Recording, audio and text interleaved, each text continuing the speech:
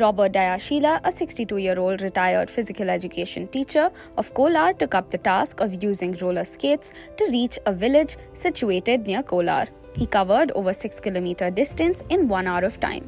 He had to endure huge potholes and muddy slush while skating to a height of around 1,600 feet from the foothills.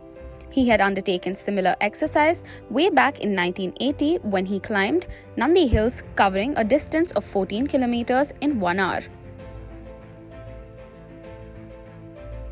Vishwashri, who accompanied Robert in his task at Antaraganga Hills, has plans to perform yoga while skating from foothills of Nandi Hills in the near future, as reported by Deepthi R. Kolar for Salar.